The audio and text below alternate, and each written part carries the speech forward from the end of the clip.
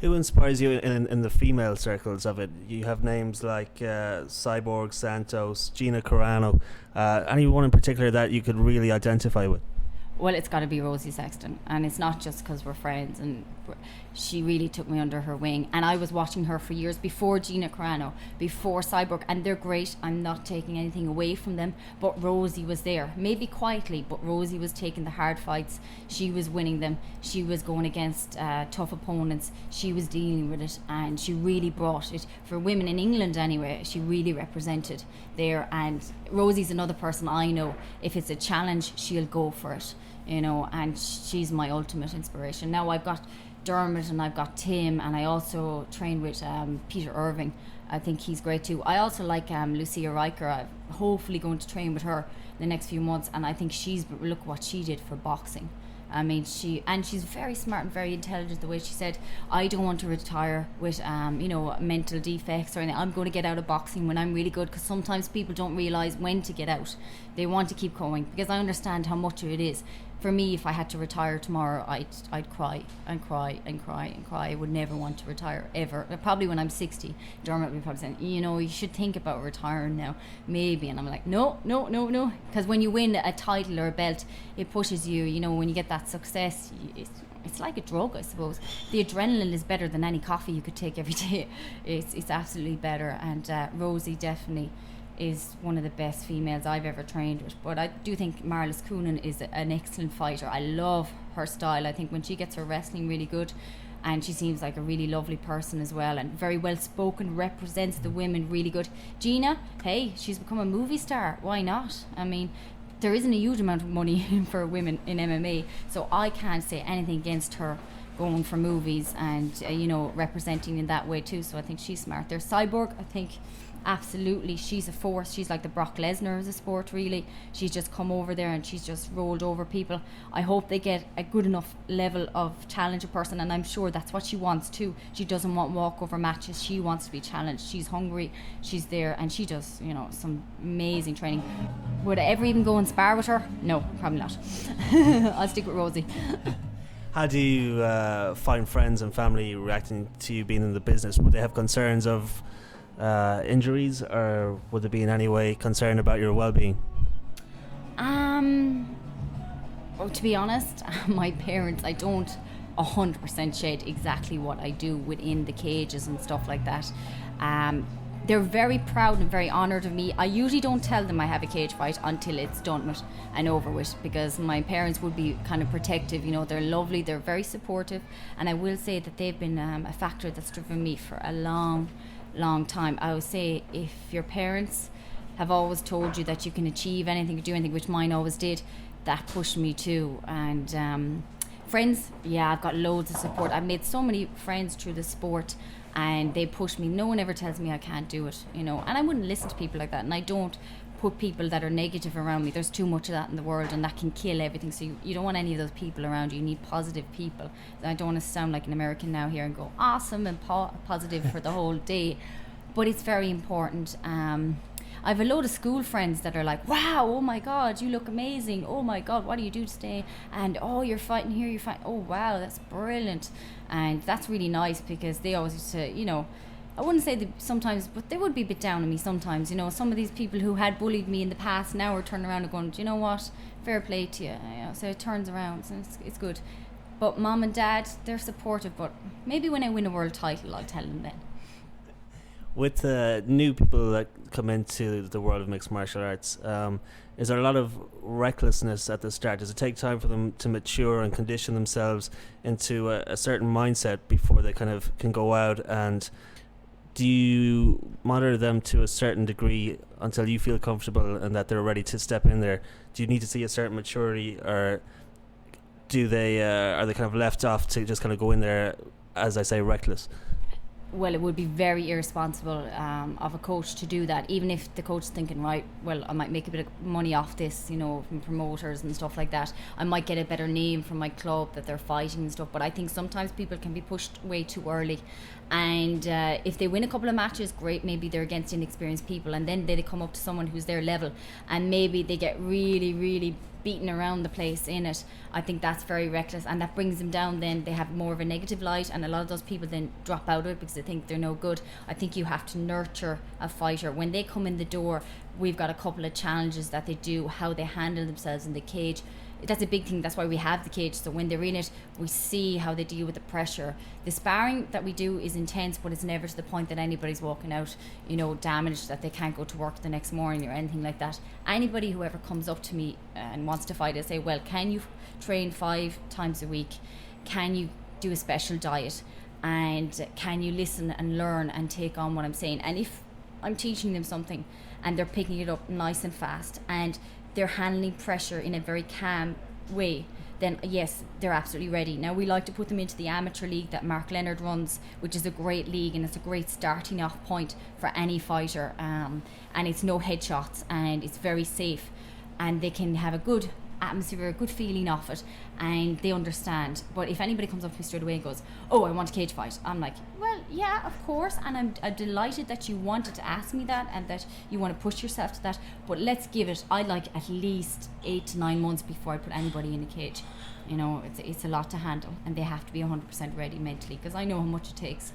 My coach knows and sees it all the time. So it might be an attractive thing to someone, but then when you put them into the hard training, then you see after 2-3 months, if they can handle it, then they're ready, you know. But we never push anybody. You can just come to our club and just train as well, you know. I mean, you don't have to become a fighter. Is there a high percentage of injuries with guys you train, or in the training side of it, as opposed to being in a full-on amateur fight, professional fight? At the kind of smaller levels, would you encounter many injuries? No, I mean, the smaller levels you wouldn't. It's funny, a lot of our guys get injured when they're out playing soccer or hurling, or they come in and go, oh, I broke my leg with this. They're where the injuries come from. Injuries for us, you'd see a variety of, like, shoulder, neck, knee injuries. That's the major ones, but they're not anything that will put them out for, you know, the rest of their life. They're things that might put them out for a couple of weeks, whatever.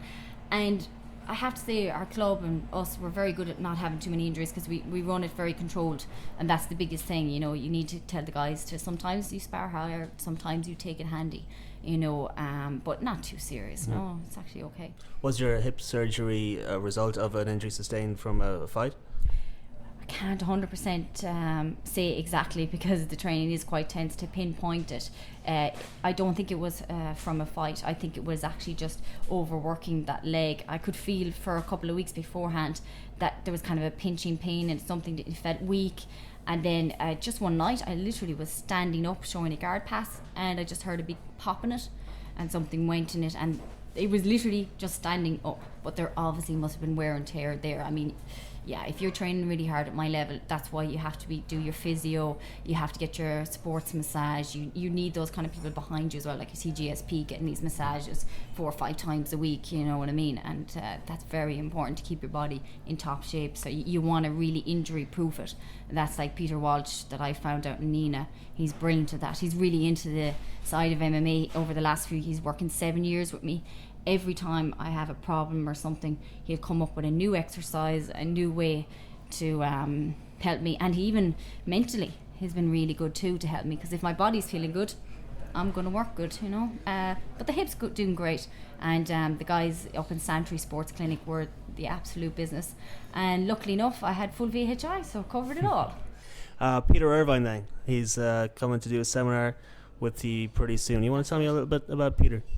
Oh, Peter, very, very interesting man. Again, Rosie put me in contact with him. He trains in Urban Kings, one of the top welterweights. If you just watched the last fight in UCMMA, he fought Mr. Maguire, and they had a great fight. And I mean, he got stuck in a Kimura and he did not tap, and I just saw his face, and I knew, because I'd seen that face in training, and I just knew he's not going to tap. He, as I always say, he's samurai to me. He's master. You know, it's like when you see the movies with the samurai in it, and you know, they will do everything technically right. They'll push themselves 100%. They'll never give up, never give in. He's a pleasure to train with, because anytime I have any problems, something that seems very complex to me, he'll show me a very simple and effective strategy and I'll just go, I'll feel a bit stupid, and then I'll go, oh, okay, that was simple. He's really good with women, I will say that. He's got some vicious leg kicks. You don't want to stand too long and take his leg kicks. But he's trained with some of the best. He's got great stories, like training with Anderson Silva, stuff like that. And they're the kind of people you need to surround yourself by. You must push yourself to the next level, even if it's a bit scary. And even if you get tapped out 1,000 times in training, it's better than in the cage. You have to kind of bulletproof your body by doing these things. And Peter, he's very intelligent. He breaks down everything. He gives you the game plan. And he's again another guy that'll give you all his time and won't ask for anything much in return. He's coming over on November the 19th, so anybody from any club, come down. Even if you're a stand-up fighter, you'll learn so much. Doesn't matter whether it's ground, stand-up, whatever. He's going to do it all and cover it all. So I'm delighted. I have great people I work with. I'm so lucky. You're still training with him then in King's Cross, or is that? Kings, yeah. Oh, absolutely. Just as soon as the hip gets better again, now he's going to come over. We're going to do a full weekend. I'll do the seminar, and then we'll do maybe 5-6 hours of training on the Sunday, and then I'll keep going back and forth. Hopefully, I might be getting another fight in February on a big show, possibly in Ireland, which is absolutely brilliant because I can't wait to fight in front of the Irish crowd again. I absolutely love it. My first fight in Galway was mega. Was I pumped up that night?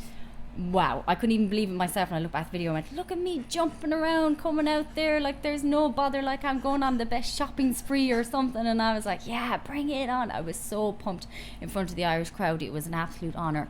And I love representing my country. When I went to the European Sanchows, I was the only Irish person there, and I loved representing for my country and winning for them. And hopefully another big show. A very good level girl, hopefully, if it comes off again. We're just in negotiations, so I'm not going to say any names or anything. Anyway, it has to be a surprise. It's more fun when it's a surprise. But if it does come off, she's at very good level. She's fought some really good people in the world, and it's the next step, the right step for me to take. And if it comes off, it's going to be a great show and a great night. So I have to keep working with all these good people. Do you find mixing the different combinations of trainers between wrestling, trainers with a background in kickboxing makes a unique persona and contributes to what you become as a fighter? Absolutely, because every coach has something different, and you can't just say one coach is wrong and one coach is right. Every coach is something different and has a good point or a good spin, and you often see things that you've been shown 1,000 times, like how to do a basic jab. You'll be shown it 1,000 times, and then you'll go to one person, they'll show you how to do the jab. I go, wow, I never thought you could change it and use it that effectively to make it work in your game plan. It is key. The more different people you train with, the better. I hope to go to America in the summertime, train with a few people over there, and you just keep pushing yourself. You keep finding better people. You keep trying to understand and learn more and more, because if you don't do that, you will be beaten. I suppose I'll finish up with the DVDs you've released. Is it 2 or 3 now? 3. So it's kind of a whole package. You can go to BodyPower Fitness and check it out. If you friend me on Facebook, I'll give you all the details as well. And everybody friend me, become my friend, so you can follow me through this whole experience. You can live it with me, become my alpha female followers. They're just DVDs I did about 3 years ago. I said I saw a lot of fitness DVDs being done by women, and nothing against them. They get into shape to do the DVD, and then you see them in the Gossip magazine or the Glamour magazine. They're not in that much shape anymore. They didn't stick to it. So I said to my coach, you know what, I'm going to do a DVD. I'm going to get in top shape, and I'm going to stick in top shape. And it was very good. I got a great response from women. Like, it went mega the first time. It just went crazy. Women coming into the gym saying, wow, I saw this and how can we do this? And they're great DVDs. And because I do kind of a little bit of the mixed martial arts circuits in them, they're very different, and they push, and they don't require a lot of time. So, a lot of women make excuses, the kids, the work, not much time. If you got 10 minutes, you can do my workouts. And they're nice price too. So, I also highly recommend anyone listening to this to check out the blog that Catherine runs. It's the Alpha Female blog. That's the name of it, right? Catherine Costigan, WordPress.com. This is why you need coaches, because they remind you of everything. It's a great read, and it's a fascinating insight from somebody on the inside as both a trainer and a fighter in the sport. So from here, what's next? What's the immediate plans? Well, just to keep recovering and rehabbing the hip, because there's no point in me rushing into a fight and then maybe a month beforehand having to drop out in front of my opponent, because there's nothing worse than that. That's the worst thing you ever want. You go to the fight and you hear, an injury, someone's dropped out. I'm in a weight class that is hard to get opponents, so whenever I get an opponent, I will always be there. So hopefully the big show in February, like I was talking to, that will come off, and hopefully we'll know in the next few weeks if it does. That'll be announced. And then I would love to get fights in America, because that's where the girls at 48 kgs are. They're there and they're in Japan, and I want to be number one. So I've got to go and pick a fight with all those girls the best way how. Maybe I have to put on the makeup like in Braveheart. I don't know what I have to do, but I'll have to get there and I'll have to do it, and I won't be happy until I challenge myself. Well, we wish you the very best of luck, and no doubt, I'm sure we'll hear plenty more from Catherine over the next coming months and years in the sport of mixed martial arts. Pleasure to have you on the show. Thanks. I just want to say one last thing, because coaches don't get enough recognition, and the man that's been with me since I was 14 is Dermot McGrath, and he's one of the guys who brought MMA here first to Ireland, and sometimes he doesn't get the recognition. People forget about that. He's pushed it for years. He's a great coach. Also Tim Murphy, point blank, that works with me, and to Rosie and to Peter and to everybody that gives me positive feedback and pushes me, and to all my alpha female followers. Keep following me, because it's going to be good. Thanks very much, Catherine. It was a pleasure to have you on the show, and wishing you the very best in your future endeavours. Thanks again. Thank you.